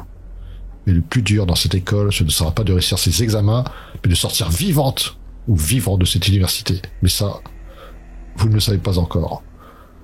Je veux dire, classique, mais ça donne envie. Et c'est vrai que l'intro du bouquin est très longue. Hein. Moi, je trouve que c'est une intro très longue, mais elle pose l'ambiance. Et je trouve que c'est une des plus grandes qualités du livre. C'est marrant. Ça donne envie. Ouais, c'est marrant comment on associe le slasher à la culture américaine. Vous trouvez pas, non? Bah ouais. Oui, c'est clair. C'est toujours, je veux dire, il y a des slashers britanniques très connus, mais c'est marrant comment dans notre subconscient, à cause de la quantité des États-Unis, c'est toujours, on imagine toujours des Américains, soit en camping ou à l'université ou dans une petite ville. C'est juste que vous êtes les champions des serial killers et pourquoi pas des psychopathes? Bah parce qu'on a les vrais. On a les vrais. Parce qu'on a plein de vrais. Après, moi, j'ai déjà vu des slashers français, ils sont pas terribles, hein, donc. Oh, direct. Ok. Nuclear launch detected. Alors, les gars, parlons de l'université Prescott. Alors, c'est une université classique américaine remplie de plein de clins d'œil de la culture du slasher et des teen movies US. Hein, c'est parfait. On voit que nos artistes du livre, notre écrivain illustrateur, savent exactement ce qu'ils font. Ils le réussissent parfaitement. Alors, collège américain, bien sûr, on parle de confrérie. Il y en a donc 4 qui cohabitent plus ou moins dans le campus de l'université. Il y a les Sigma Delta. Ce sont les joyeux fêtards, ils ne pensent qu'à s'amuser et ils méprisent ceux qui ne sont pas comme eux. Ils ont une équipe de joueurs de football américain nommée les Black Bulls. Les Sigma Delta, on voit tout de suite que ce sont les bad guys, c'est les bullies, c'est les mecs qui font chier tout le monde et qui sont super balèzes, quoi.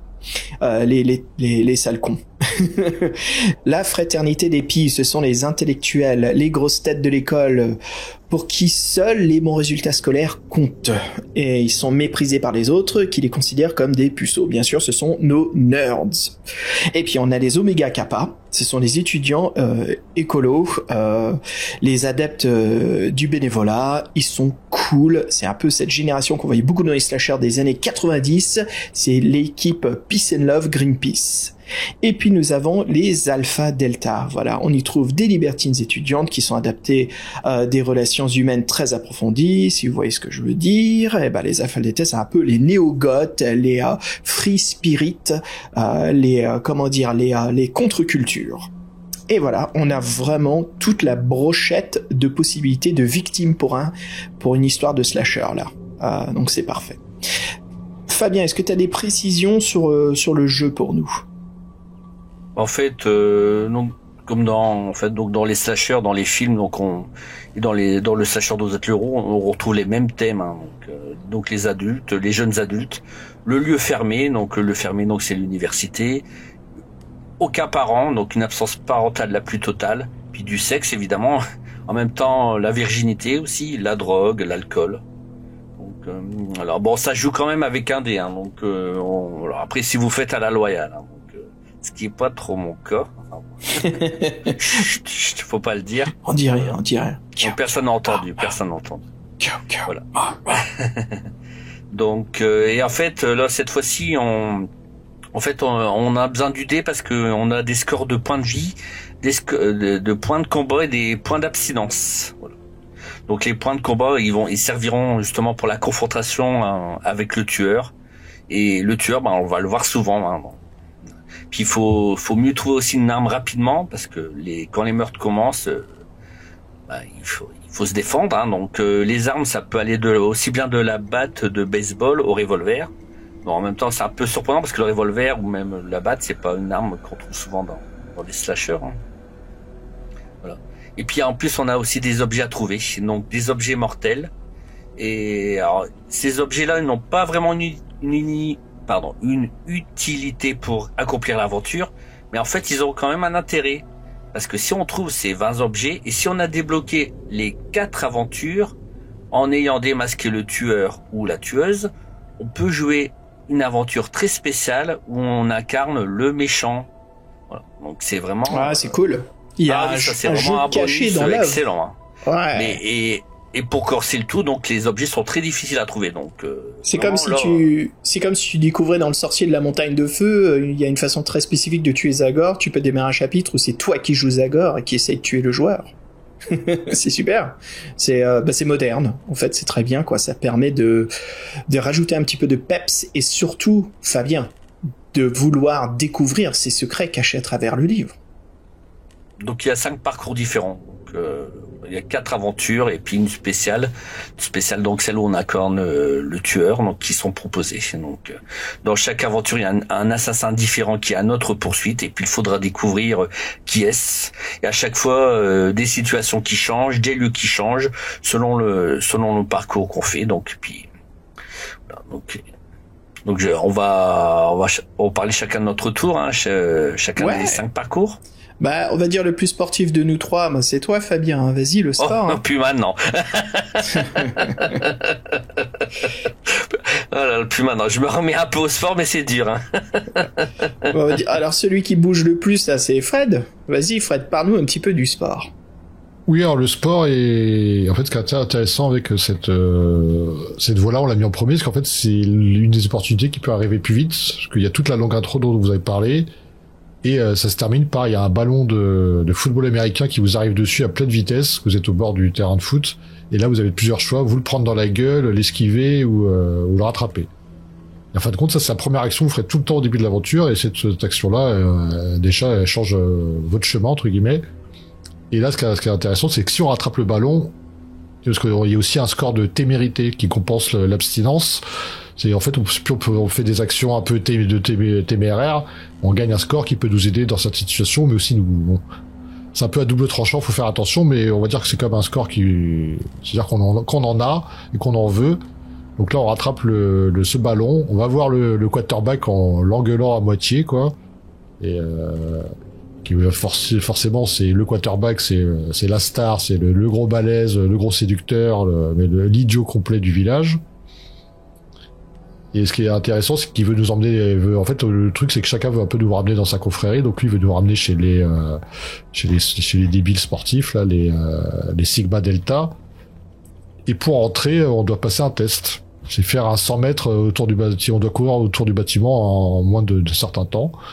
C'est un test de hasard, et donc on foire. Et comme il est pas content, bah là, il commence un peu à changer d'attitude et il nous emmène en fait, faire une effraction. Dans l'école, parce qu'il veut trouver un carnet, et on va dire que là je pense que c'est ma première rencontre avec le tueur. Et là en fait le tueur dans la salle de dessin d'art plastique, il a fait une œuvre d'art avec plein de cadavres. Et c'était un peu, je trouvais que c'était un peu difficile statistiquement. Faut pas se tromper, et moi forcément je suis mort, et je crois qu'en fait c'est Freddy qui nous tue plus ou moins. Il a une espèce de griffe dans cette partie-là de l'aventure. Tu confirmes, Fabien, ou ça te... Oui, voilà, donc il y a le tueur, en fait, le tueur se sert de griffes en acier ou alors une machette aussi, ça dépend aussi les paragraphes où tu as été pour cette aventure. Et oui, donc je me suis dit première fois que je suis mort, faut faire attention. Donc après forcément j'ai pris un autre chemin. Donc et l'autre chemin, ça pourrait être quoi, par exemple? Bah Fabien, tu peux nous parler de la sororité? Ouais, ça c'est bizarre comme sororité, hein, donc je connaissais pas du tout. Bah c'est du franglais, c'est pour ça. Hein. Oui, voilà, ça vaut. Donc moi j'ai jamais utilisé, hein, enfin bref.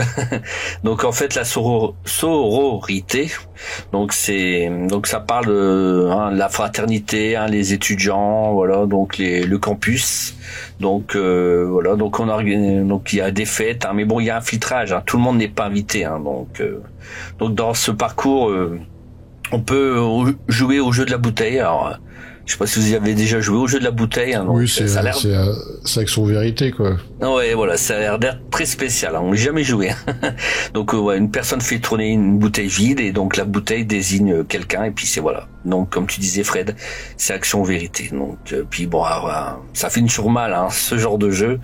Et après aussi, ça finit toujours à poil, tu veux dire. Bah... ou bien mec qui est humilié, quoi. Après, il y a aussi, on peut chaperonner aussi et préparer, parce que Becky c'est une étudiante, hein, donc elle est affamée de sexe et on peut l'aider à préparer son prochain plan cul. Non, parce qu'en fait, elle convoite le beau quarterback Mike Cunningham.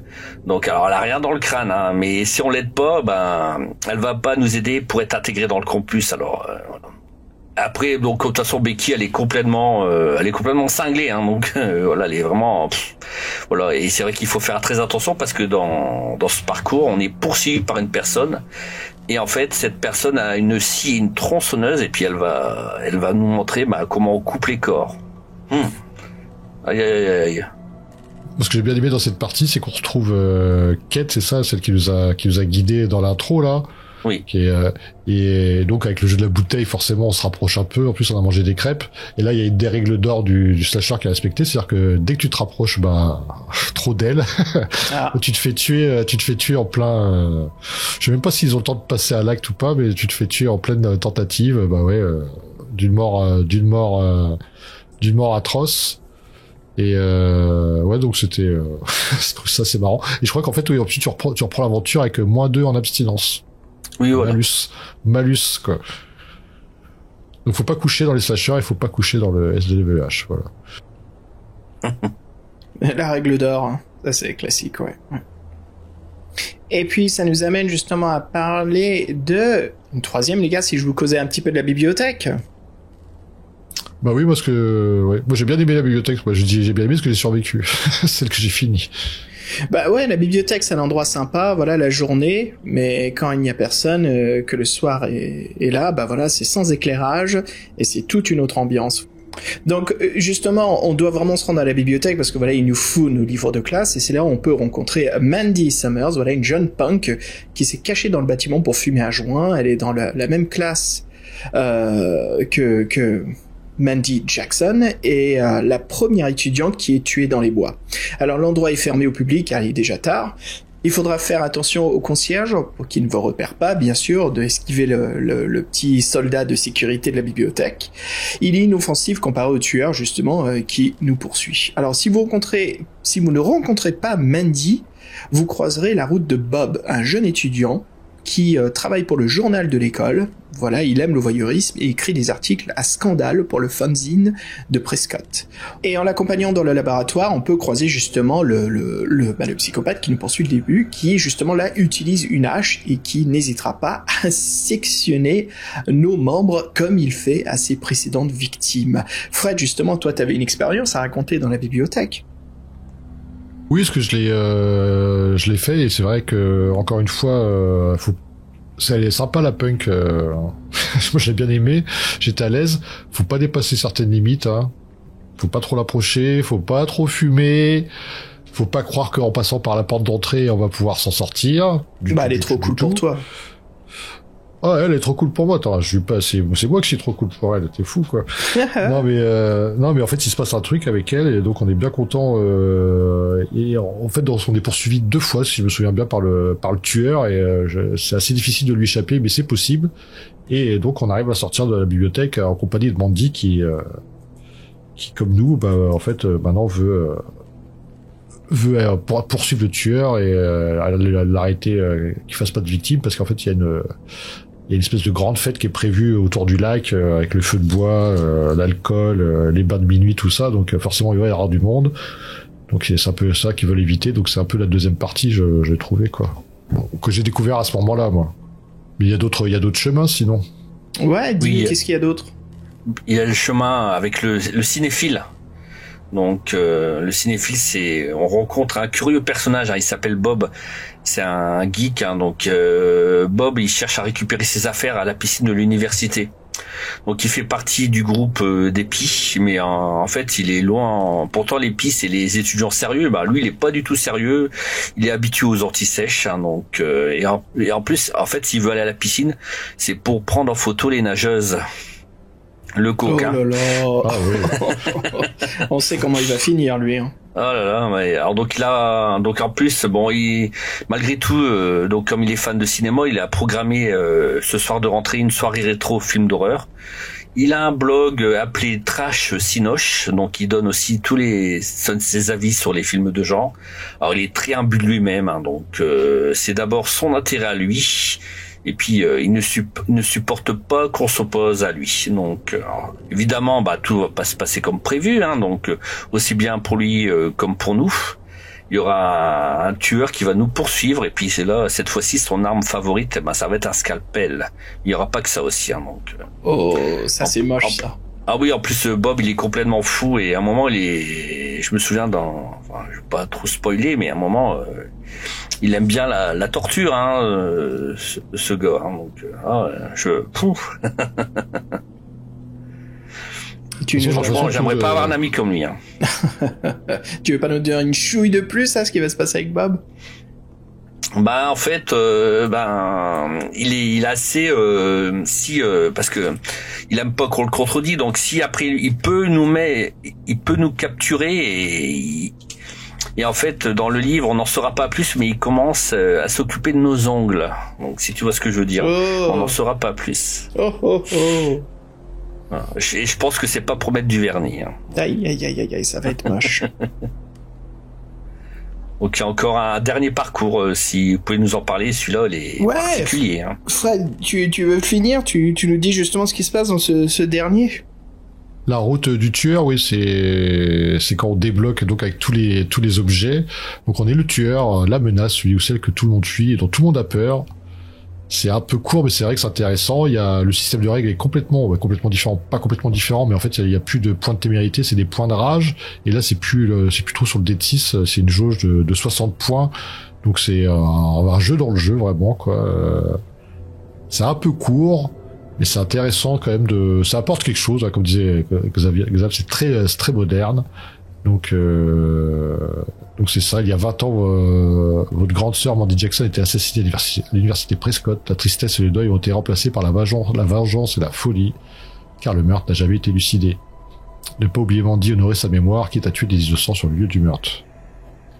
Et donc on peut même choisir sa tenue avec Freddy ou le ciré de pêcheur de Souviens-toi l'été dernier. Et que d'ailleurs on peut avoir dans l'aventure à un moment le fameux dessin du ponton que t'as pris que t'apprécies beaucoup, Fabien. Il me semble en fait que on se rend en fait il y a une amie, on avait croisé les pétasses en sortant de la bibliothèque. Elles vont tout au lac rejoindre leur mec. On arrive là-bas, il y en a une, elle est pas avec son mec, elle est partie avec son ami d'enfance sur l'îlot central. On sait très bien ce qui s'y passe. Donc nous on prend la barque et avant de trouver la barque on peut avoir un ciré jaune aussi et un harpon, et donc ce qui nous permettra de défaire le tueur. Moi c'est à ce moment-là que je l'ai défait. Je sais pas si ça se passe toujours comme ça, Fabien. Le harpon en plus c'est vendredi 13/7 que Jason utilise un harpon pour tuer les Ah mais là c'est nous qui avons le harpon. Donc, ouais oui, mais ça fait penser à ça le tueur. En question symbolisme, tu sais, comme bien sûr je pense qu'il y a plein de comment dire, il y a plein de clins d'œil, hein. Comme moi, celui que j'ai adoré, moi, c'est dans le dessin dans le mec de congelé, là, dans la chambre froide, marqué Jack Torrance Ice Cream. Jack Torrance. Jack Torrance. Ouais, très bien, très bien. Un petit peu de Shining, hein. C'est jamais refusé. Moi j'aime beaucoup cette partie. Bon, c'est vrai qu'elle est très courte. Hein, on incarne. Moi ça m'a frustré parce que j'avais envie d'en savoir plus. Mais bon après c'est déjà pas mal comme idée. Donc je trouvais ça bien qu'on incarne vraiment le méchant. Mais c'est vrai que j'étais un peu frustré. Et j'aurais voulu tellement plus quitte à avoir un livre entier où on incarne un tueur. Hein. Ça c'est. Ah bah oui, ça peut se faire, hein, sûrement, ça. Donc, si vous avez des idées, voilà. C'était quoi ta question, Fabien? Bah, si vous avez des idées pour créer un livre dont vous êtes le héros, on incarnerait un tueur, mais vraiment un méchant plus fort que Terrifier, plus gore. Je t'admets que moi je m'amuserais en fait à écrire aussi le livre qui veut te tuer toi. Donc en le lisant, mais je m'amuserais vraiment à écrire des passages où il faut déchirer des pages du livre, il faut soit les brûler si tu les brûles pas. Des fois il faut coudre 2 pages, tu les plies en 2 au milieu et en fait ça permet de créer des nouveaux textes. Je m'amuserais vraiment à créer un livre comme si c'était un peu le Necronomicon. Tu vois, c'est le livre qui veut te tuer. Et toi, le lecteur, justement, il faut que tu essayes de survivre en le lisant. Très Lovecraftien. J'utiliserai un seul statistique, c'est celui de la folie. Dans l'univers du livre, ça pourrait être de l'uber-folie. L'uber, c'est toujours bien. Ouais, comme dans l'antre de la folie. Oui, dans la folie, ouais. Et toi, Fred? Ah, moi, je suis pas assez... Non, mais l'histoire de, comme Steve Jackson, faire un monstre, oui, après un tueur, je sais pas. Mais c'est vrai que des fois... bizarrement, je sais pas pourquoi je pense à lui, je pense à Rod Hubbard. Qu'avant d'être un adepte, qu'avant d'être le patron de la scientologie, était un écrivain d'SF un peu bizarre. Et lui, en fait, il adorait mettre les personnages méchants en avant. Et oui, Hubbard. Hubbard, oui, tu l'as dit. Et il a fait une décalogie de 10 bouquins où en fait tu suis deux méchants différents et en fait il te rend le héros. En fait, le héros c'est le mec parfait qui a aucun défaut, qui réussit tout ce qu'il entreprend, qui doute jamais. En fait, le mec que tout le monde déteste, si on réfléchit bien, le mec chiant quoi, comme le quarterback. Et en fait là t'es le méchant là, et le méchant lui il est petit, il a juste son intelligence et son envie de faire chier l'autre. Il fait des stratagèmes, il galère et tout. Et t'es presque content quand il met un truc en place. Et tu vois déjà quand même la pérversité de l'auteur, parce que bon, j'espère qu'il n'y a pas de scientologue qui nous écoute, mais bon, c'est pas bien quand même. Et ouais, le mec, tu vois déjà que dans il avait pas son système de valeurs était un peu renversé, mais c'est intéressant, ouais. Mais un slasher, je sais pas, j'ai pas assez les codes, je pense. Moi, je ferais plutôt un truc avec un monstre, c'est quoi? Je sais pas, un monstre onirique. Est-ce que tu pourrais faire du space opera horror? Ah oui, ça serait déjà plus sympa. Ouais. Bah voilà, tu nous fais un bon petit trou noir, quelque chose de la folie du cosmos. Si je partais, ouais, ça me rappelle un livre, là, mais j'ai plus l'auteur, Le Fils de l'homme, là, je crois que c'est Stevenson, je sais plus. Une folie, ce livre, hein. Je sais pas, si un jour je te retrouve la référence exacte, je te le ferai lire, tu verras, ce truc-là, c'est le bouquin qui, j'ai trouvé le plus barré au niveau écriture, ça parle de l'évolution de la Terre en accéléré, le mec, je sais pas ce qu'il avait pris, mais, c'est intéressant. Des bonnes choses. C'est marrant, quand t'as dit Le Fils de l'homme, j'ai pensé à Raon tout de suite. Raon, le Fils de l'homme. Fils de l'homme, Raon. Les mecs, franchement, ce fut un plaisir de se retrouver pour cette extension du mois de l'horreur d'octobre, malgré que nous sommes en novembre. Et d'ailleurs, vous verrez sur le podcast, on a aussi donc nos épisodes de l'œil noir, voilà, qui sont diffusés. Les gars, franchement, ça m'a fait plaisir, mais c'est triste, c'est déjà la fin, quoi. C'est dingue, ça. Qu'est-ce qui se passe? Bon, après, même si on est triste, on regarde les dessins, tu vois. On essaie de deviner les multiples références, donc tu vois.